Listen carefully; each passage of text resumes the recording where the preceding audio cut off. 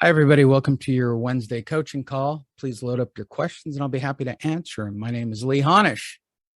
I'm the former head loss mitigator for IndyMac Bank's HELOC division, 30 plus years working distressed properties from every single side. Started on the bank side, started as a third party liquidating. I've been a property manager, I've been an asset manager. I don't think that there is too much I do not know about defaulted properties. Default property, for the sake of discussion, is 31 days at 5 p.m. You're actively in foreclosure. That's it. Bottom line.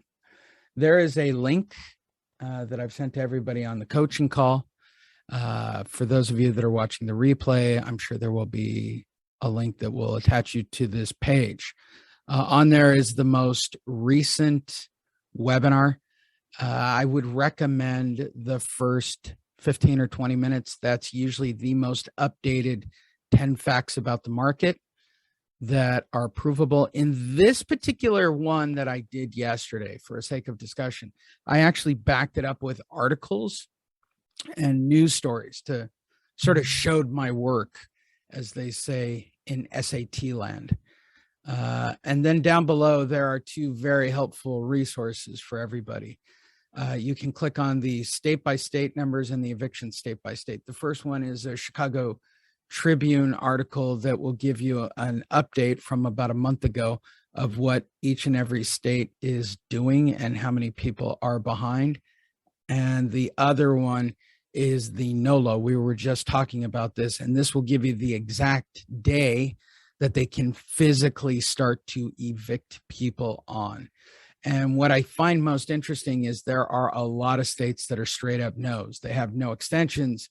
They have not, like they can be evicting tomorrow. And as I've said, the things to track on all of this are, when are they starting to physically evict people that are renters? Have filings gone up in regards to distressed property? And that's true, they have. We're not even at pre-pandemic numbers yet, right? So we're only seeing a very small portion of the market. That number is going to be about 1.5 million. My final answer is about 1.5 million distressed properties coming online between the end of the month and over the next 6 months to 12 months, 1.5 million or more. And here's why. And I say it on every webinar. 1.6 million forbearance agreements is 1.6 million people in default, which means 1.6 million people are going to have notations on their credit when they start reporting credit on October 1st. That is going to create an issue, right? So keep that in mind. They are estimating at Black Knight as well as NAR. I've read a bunch of articles where they expect half of those people, up to half of those people, to list their properties and bring those properties online. My biggest issue is still the interest rate. My biggest problem is still the overpricing.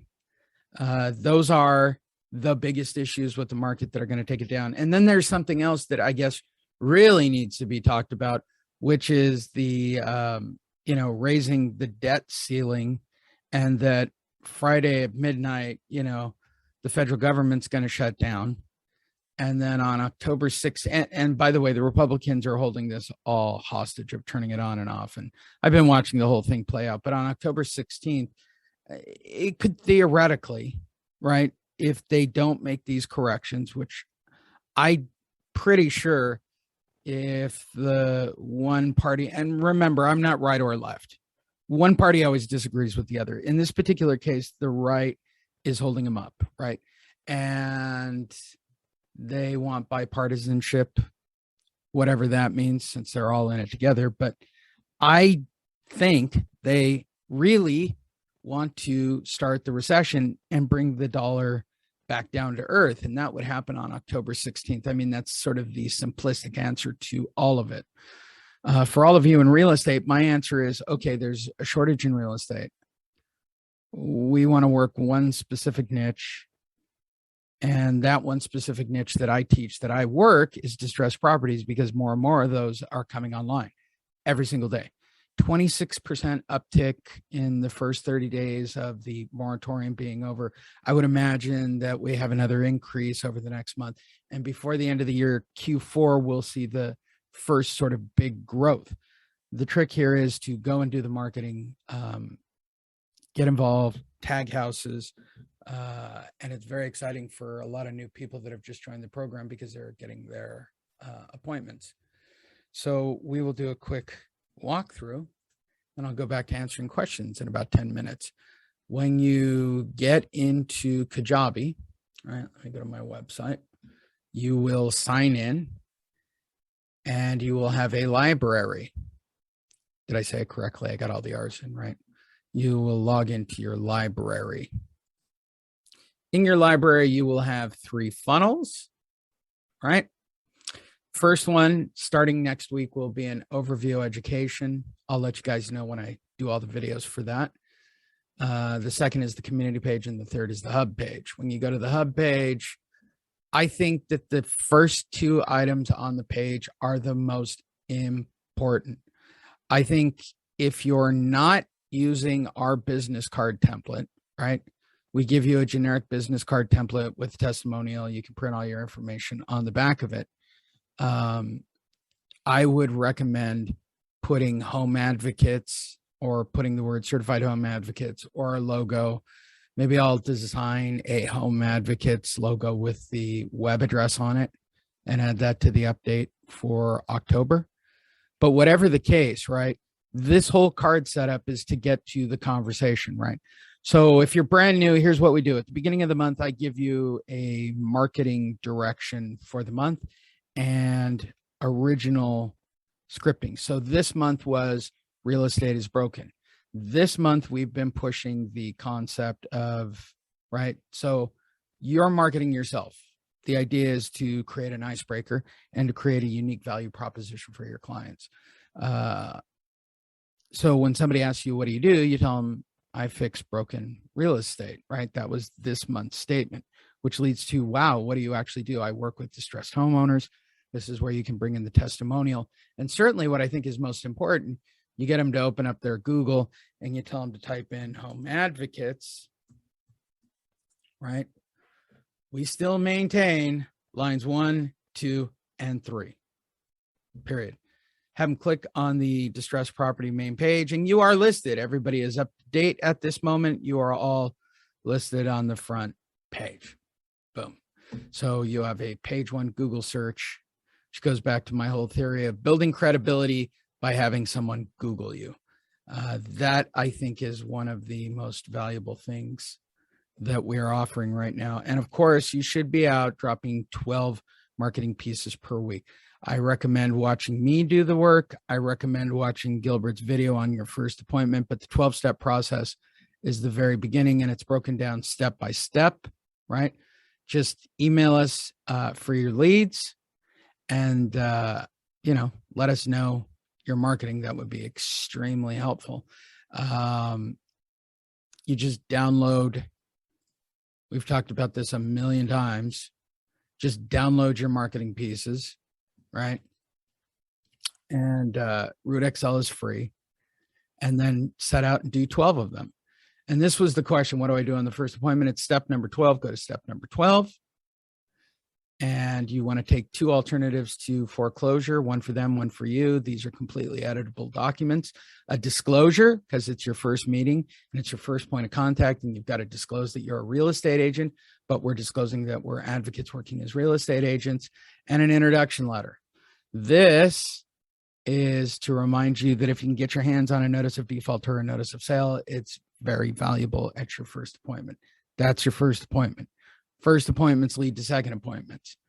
On average, it's 3 to 4 meetings or touches from first meet, right, to convert them into a listing. And as market data changes, as data changes in general for clients, and really what I mean is when the news cycle ultimately changes, the perception of those homeowners will change with it, right?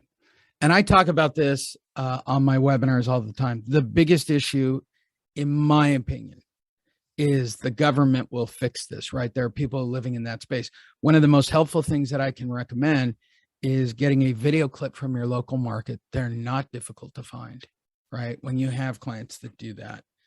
And all you do is eviction, go to YouTube, keep it simple, type in eviction assistance, and then your state. And what you're looking for are videos on money and money that they've screwed up getting out to people. They had $46 billion. They only managed to get out about $2 billion of those dollars in general. Always back it up. News, while I don't think it's always that credible, is credible to homeowners, right? Media marketing and perception are all relatively the same thing. I think government media marketing, all of it in general, is all the same thing. It's all based on psychology, and the real estate market operates on a very simple principle. It's based on the perception of real estate agents. Real estate agents pass that along to homeowners. That used to be the old methodology before all this happened, and I swore by it. I believed that homeowners' perceptions were based on real estate agents' knowledge of the market. And generally speaking, 80% of the real estate agents have no idea of what's going on in the national market. And that's generally what clients are aware of. They're aware of the national figures. While we all know that real estate in general is market to market, right? I'm in San Diego. It's different than Escondido. It's different than Santee, right? Individual markets dictate individual markets. But the perception of the homeowner in that house, including a distressed homeowner, is based on a national picture. And you have to take that in fundamentally, right? Don't make blind assumptions. Also, one of the 4 agreements, don't make assumptions. I've been pushing that anyway. And that homeowners understand what's going on, or that you'll be able to explain it to them. My conclusion is that explaining anything to anybody when they've made up their mind on a direction or a path is a difficult thing. So what you have to do is create overwhelming proof. And what we do here is overwhelming education to provide overwhelming truth, right? We create the appointment with this 12-step process that we've been using for 11 years that guarantees face-to-face. And it makes it really simple in general to have those first appointments, which is why we had the contest for first listing in this new group, and we had a winner pretty quickly. And it only takes a few weeks, right? But it requires you to, I'm not like the other coaches who believe in prospecting 40 to 50 hours a week. I believe in a couple hours of tangible marketing per week. I believe in a couple hours of meeting with people. I myself, if you had hired me at my $5,000 10-hour fee and you said, Lee, come make me over, right? First of all, I guarantee my results. Second thing, the first thing I do is make sure that you're a walking, talking advocate on all of these topics, right? That's really what is most important to me. I've talked about it on AMS calls and monster calls in the past with my business partner, David Bartels. And the number one thing that we see is that people are undercover agents, right? What we used to call the hot dog line stance, right? So if perfect example, my daughter is doing a flag, I know that was terrible. Flag thing, terrible, color guard, my 4th year color guard. And I still call it the flag thing. So we have color guard on Saturday, right? Up at Mission Hills or San Marcos or one of those schools. And my goal is to get people to engage me and ask me what I do, which is why we give you a new marketing message every single month. I go to a lot of trouble for that, right? So it changes up. The problem with most marketing, in my opinion, psychologically, or even statement wise, right? We get caught in the trap of the same spiel all the time. if you keep it fresh, it's more exciting for you and it's better to engage. And then you find out really what works ultimately. So the goal, while I'll be there on Saturday, meeting regular people in North County, is getting them to ask me what I do. Now I have a decision. I'm a marketer. I also do real estate as an investor. So I fix broken real estate can take me in a bunch of directions. For me personally, but it can take you guys in a lot of directions too. What's your niche? What are you looking for?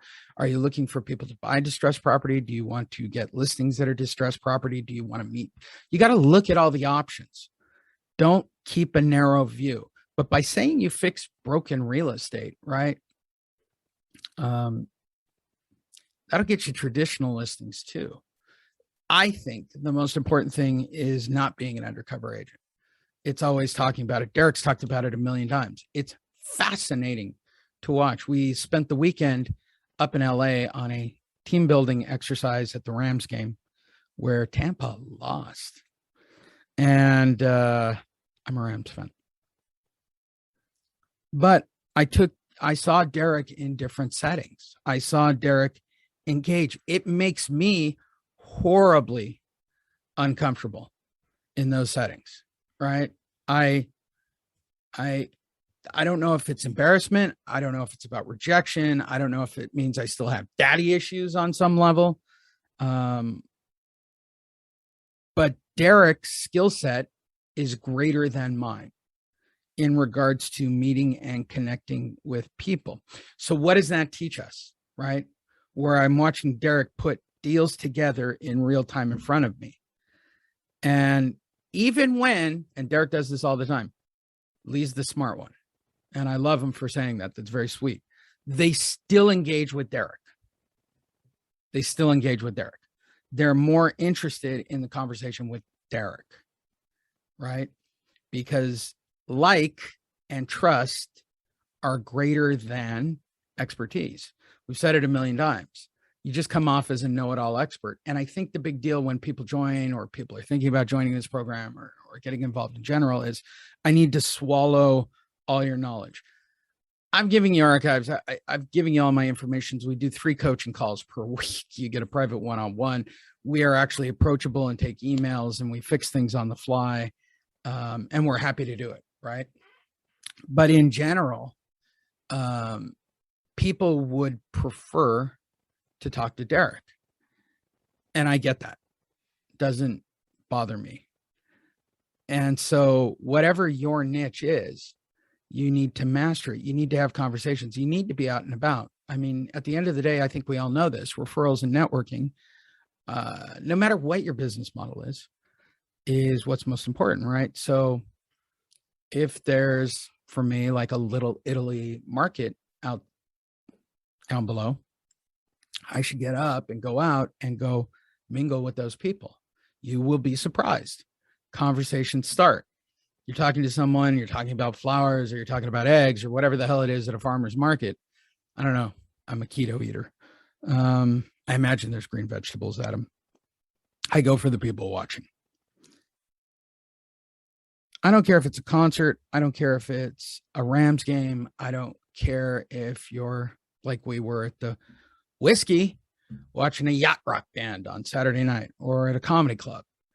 If you can get people to engage and ask what you're doing, right? Or if you're like Derek and you have the ability to just start ice breaking, like he has no fear of starting conversations whatsoever. None. I say this without sounding like an ass, and I try to say it with humility, and I've worked on this in therapy. I'm usually the smartest guy in the room, usually, when it comes to real estate and things in general. And at the end of the day, I would trade all of that for the caring, kind, loving connection that Derek is able to achieve with people that he meets. If you have that ability, which is what I believe about all of you here on this call, or anybody rewatching this or listening to it as a podcast, there is a huge opportunity to start meeting people. The market is about to dramatically change. And I think it gives you the opportunity to start looking for listings. But if you're just sitting inside all day looking at a computer and not engaging people in the real world, then that's not going to happen. I don't know of any way in real estate to ultimately sit behind a computer and wait for it. Do I think you can create a web funnel and find people and have phone conversations and then finally a face-to-face? Yes, you can. Web funnels are long-term funnels and take 6 months to 9 months to produce on a long-term rollover. That's the truth. David Bartel is my business partner on the models that we built for him when he first started his own brokerage that made him the #1 brokerage, or Steve Hawks or anybody else. You start, you create a list, you follow up, you email the list. Those people pop out and have questions. Those become face-to-face. Our program jumps right in front of that. You're going straight to face-to-face. It's not a listing. Your first appointment is not a listing. It will never be a listing. It's not an opportunity to start for a listing. It's an opportunity to connect and engage, which is why we have Derek here, and you're all very fortunate to have him.